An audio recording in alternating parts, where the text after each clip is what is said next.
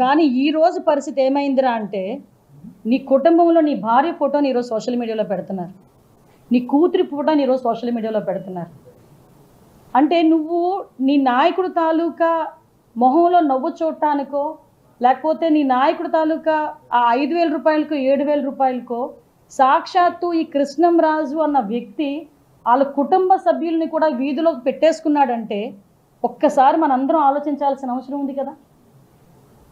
ఈరోజు మేము ఒకటి చెప్తున్నామండి, సాక్షాత్తు భారతీరెడ్డి గారి గురించి తప్పుడుగా మాట్లాడి సోషల్ మీడియాలో తప్పుడుగా మాట్లాడారని మా పార్టీ మనిషి అయినా కూడా కిరణ్ని ఇమీడియట్గా అరెస్ట్ చేసి మేము ఒకటేంటంటే స్త్రీల పట్ల మాకున్న గౌరవాన్ని మేము ఆ రోజు మేము చూపించాం. ఎందుకంటే ఎవరైనా స్త్రీ మహిళను ఎవరు కూడా కించపరచకూడదు అనే ఉద్దేశంతో ఆ రోజు ఇమీడియట్గా పార్టీ సింపథైజర్ అయినప్పటికీ కూడా అతను మాట్లాడిన మాట తప్పు అని చెప్పి ఇమీడియట్గా మేము అరెస్ట్ చేసి వెళ్ళాం. ఏమంటే భారతదేశం అంటేనే మహిళల్ని గౌరవించే దేశం. అసలు మన సంస్కృతిలోనే మహిళల గురించి గౌరవంగా ఉంటుంది. భరత మాత అంటామండి, తెలుగు తల్లి అంటామండి. అటువంటి భరత మాతని తెలుగు తల్లిని కూడా ఈరోజు నువ్వు ఏ రంగంలోకి దింపేసావో ఒక్కసారి ఆలోచిస్తున్నావో జగన్మోహన్ రెడ్డి. ఎస్, నేను జగన్మోహన్ రెడ్డి గురించే మాట్లాడతా. సాక్షి పేపర్ నీది, సాక్షి పేపర్ చీఫ్ మీ మిస్సెస్ భారతీరెడ్డి గారు. అటువంటి భారతీరెడ్డి అపోజిషన్లో ఉన్న భారతీరెడ్డి గారి గురించి మాట్లాడితేనే మా గవర్నమెంట్ ఇమీడియట్గా యాక్షన్ తీసుకుంది. సోషల్ మీడియా వేదికగా ఏ మహిళల గురించి మాట్లాడినా కూడా మేము యాక్షన్ తీసుకున్నాము. అలాగని ఈరోజు నీ ఛానల్లో కూర్చొని ఇష్టానుసారంగా మాట్లాడటం, దీనికి ఆద్యం కూడా నాకు తెలిసి రీసెంట్గా తిరుపతిలో ఒక మీటింగ్ అయింది. ఈ సాక్షి ఛానల్ చెవిరెడ్డి భాస్కర్ రెడ్డి సమ్ కో బ్యాచ్తో మేము ఒక తీర్మానం చేసుకున్నారు వాళ్ళు, మేము గవర్నమెంట్ మీద మేము పోరాటం చేస్తాము. ఇదేనా పోరాటం అంటే ఈరోజు రాష్ట్రానికి పెట్టుబడులు వస్తున్నాయి, రాష్ట్రంలో ఉద్యోగ కల్పన జరుగుతుంది, రాష్ట్రం అభివృద్ధి పదవులకు ముందుకెళ్తుంది, దానికి నీకు అక్కసు. ఆ అక్కసుని ఎలా వెళ్ళగక్కాలి అంటే ఆడవాళ్ళ దొరికారు, ఆడవాళ్ళ గురించి అంత నీచంగా మాట్లాడతావా అంటే అదే ప్రాంతంలో ఇప్పుడు ఏ ప్రాంతాన్ని అయితే నువ్వు వేశ్యల రాజధాని అన్నావో అదే ప్రాంతంలో ఎంతమంది మన సోదరిమణులు ఉన్నారు, ఎంతమంది మీ సోదరిమణులు ఉన్నారు, మీ ఇంట్లో ఆడవాళ్ళు ఉన్నారు. నువ్వు మాట్లాడేటప్పుడు కనీసం ఆ కామన్ సెన్స్ లేకుండా ఎలా మాట్లాడగలిగించావు? ఈ రోజుకి కూడా ఎక్కడైనా ఏదైనా జరిగితే బయటకు వచ్చి ఏం చేస్తున్నారు అలా చేస్తున్నారని చెప్పి వైఎస్ఆర్సీపీ సోషల్ మీడియాలో నోటుకొచ్చినట్టు మాట్లాడే వాళ్ళు ఈరోజు ఈ విషయం గురించి ఎందుకు వైఎస్ఆర్సీపీ లీడర్స్ ఎవరు మాట్లాడట్లా? ఎందుకు భారతీరెడ్డి గారు అమ్మ భారతీరెడ్డి గారు చాలా గౌరవంతో మిమ్మల్ని అడుగుతున్నా. నేను ఒక పేపర్ చీఫ్, ఒక సాక్షి ఛానల్ కానీ పేపర్ కానీ చీఫ్ ఒక మహిళ అయినందుకు నిజంగా గర్వపడాలి. ఎందుకంటే ఒక మహిళ నడుపుతోంది అని చెప్పి నేను కూడా గర్వంగా ఫీల్ అవుతా, ఒక మహిళ నడుపుతోంది అని.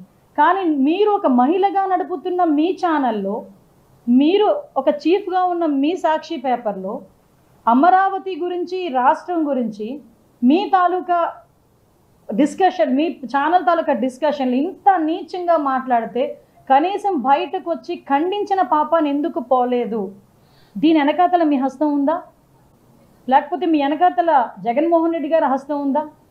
ఎందుకు నాకు ఇప్పటికీ అర్థం కానిది ఏంటంటే అతగాడు ఏదో మాట్లాడాడండి, 150 ఆర్గనైజేషన్స్ ఉన్నాయి విజయవాడ పరిధిలోని, సో దట్ నేను అందుకే ఇలా మాట్లాడాను అని దానికి ఏదో కొంచెం ఏదో టెంకరింగ్ ఇస్తున్నాడు. ఎందుకు సంథింగ్ ఇక్కడ ఇంకొకటి కూడా నాకు అర్థం కానిది ఏంటంటే దట్ కొమ్మినేని శ్రీనివాస్ ఆ డిస్కషన్ మాట్లాడేటప్పుడు సార్ ఇలా మాట్లాడితే మీ మీద పడతారేమో చూడండి అంటున్నాడే కానీ అరే నువ్వు మాట్లాడింది తప్పురా నాయనా, నువ్వు బ్యాక్ తీసుకో, సారీ చెప్పన్న పదం ఆ రోజు మాట్లాడలే. నేను మొత్తం చూసా, అది కూడా ఇతని దానికి ఎక్స్ప్లెనేషన్ ఇస్తున్నాడు. విజయవాడ పరిధిలో 150 ఆర్గనైజేషన్స్, ఎన్జిఓ ఆర్గనైజేషన్స్ ఉన్నాయని. నేను నా క్యూరియాసిటీ కొద్దీ నాకు తెలియాలి కదా అని నేను హెల్త్ డిపార్ట్మెంట్ని అడిగా, అసలు ఎన్ని ఆర్గనైజేషన్స్ ఉన్నాయి ఈ ఫిమేల్ సెక్స్ వర్కర్స్కి సంబంధించి ఆర్గనైజేషన్స్ అంటే స్టేట్ మొత్తం మీద చూసుకుంటే 109 ఉన్నాయి. అందులో మన్యంలోని, అల్లూరి, ఏఎస్ఆర్లోని లేవు ఆర్గనైజేషన్స్. సో అంటే ఎలాగా ఆంధ్రప్రదేశ్ ప్రైడ్ని దెబ్బతీయడానికి వీళ్ళు ప్రయత్నం చేస్తున్నారన్న విషయాన్ని ప్రజలు కూడా అర్థం చేసుకోవాలి. ఎవరిని వదిలిపెట్టేది ఉండదు, ఒక్కొక్కడికి మాత్రం సినిమా మాత్రం ఎలా చూపించానో అలా చూపిస్తామని మాత్రం చెప్తాను. ఖచ్చితంగా వీళ్ళు ఏదైతే నాటుతున్నారో, ఏదైతే ఇత్తుతున్నారో ఇది రెండింతలు వీళ్ళకు పండే కార్యక్రమం కూడా జరుగుతుందని మాత్రం ప్రతి కార్యకర్తకు గట్టిగా చెప్పండి. ఎందుకనంటే ఈరోజు రాష్ట్ర వ్యాప్తంగా ఇదే జరుగుతూ ఉంది. ఒక్కొక్కని కథ వింటూ ఉంటే నిజంగా మనసుకు బాధ కలుగుతుంది. ఆ బాధ ఎలాంటి బాధ అంటే చెప్పలేం. తప్పుడు సాంప్రదాయాన్ని మీరు చాటుతూ ఉన్నారు. ఈ సాంప్రదాయం ఒక వృక్షం అవుతుంది. మీరు ఏదైతే ఇచ్చారో అది రెండింతలు వెనక్కి తిరిగి మిమ్మల్ని తన్నే పరిస్థితిలోకి ఈ వ్యవస్థ తయారవుతుంది. ఇలాంటి పరిస్థితుల మధ్య ఈరోజు మనం అంతా కూడా ఏకమై ఒకటి చెప్తా ఉన్నాం. రాబోయే రోజుల్లో గట్టిగా పోరాటం చేద్దాం. సంవత్సరం అయిపోయింది కన్ను మూసుకొని కన్ను తెరిచేసరికి. ఇక కన్ను మూసుకొని కన్ను తెరిచేసరికి మరో 3 సంవత్సరాలు కూడా అయిపోతే దాని తర్వాత మాత్రం వచ్చేది మన ప్రభుత్వమే. మంచి రోజులు ఖచ్చితంగా మనకే వస్తాయి. ఒక చీకటి అయిపోయిన తర్వాత ఒక పగలు రాక తప్పదు అన్నది ప్రతి ఒక్కరూ గుర్తుపెట్టుకోమని ఈ సందర్భంగా కోరుతాను. ప్రతి అడుగులోనూ కూడా సంవత్సరం అయిపోయింది కాబట్టి ఇక రాబోయే రోజుల్లో ఇంకా ఉధృతంగా కూడా ఉద్యమాలు చేయాల్సిన పరిస్థితుల మధ్య మన పార్టీ ప్రయాణం సాగుతుంది. గొంతు విప్పుతారు చంద్రబాబు నాయుడుకు వ్యతిరేకంగా అని చెప్పి ఎక్కడ చంద్రబాబు నాయుడు గారికి అనిపించినా వెంటనే ఆ మనిషి గొంతు పట్టుకోవడం, ఆ నులిపేయడము అనేది ఎలా అనేది మాత్రమే చేస్తూ ఉన్నారు. మొట్టమొదటిసారిగా చూస్తూ ఉన్నాం మ్యానుఫ్యాక్చర్డ్ విట్నెస్లు. అంటే ఒక నేరంతో ఒక మనిషికి సంబంధం ఉండదు, కానీ ఏకంగా వీళ్ళకి సంబంధించిన ఒక వ్యక్తిని క్రియేట్ చేస్తున్నారు. ఆయన చేత ఆయనను అప్రూవర్ అంటున్నారు, ఆయన చేత ఇష్టం వచ్చిన మాటలు మాట్లాడిస్తున్నారు, ఒక మ్యానుఫ్యాక్చర్డ్ ఎవిడెన్స్ క్రియేట్ చేయిస్తున్నారు. ఆ మనిషితో ఈ మనిషి పేరు చెప్పిస్తున్నారు, ఈ మనిషిని ఇలా అరెస్ట్ చేస్తూ ఉన్నారు. ఇంతవరకు ఎప్పుడు హిస్టరీలో ఇటువంటి కార్యక్రమాలు ఎప్పుడు జరగల. ఒక తప్పుడు సాంప్రదాయానికి పెద్ద మనిషి చంద్రబాబు నాయుడు గారు ఈరోజు బీజం వేస్తూ ఉన్నాడు. ప్రతి నియోజకవర్గంలో కూడా పాత కేసులు ఏమేమి ఉన్నాయని చెప్పి తవ్వుతున్నారు. ఆయన పాత కేసులలో ఇప్పుడు మన ఎమ్మెల్యే క్యాండిడేట్లను ఎలా ఇరికించాలి అని చెప్పి, ఆ కేసుల్లో ఎలా ఇరికించాలి అని చెప్పి ఇప్పుడు చూస్తూ ఉన్నారు.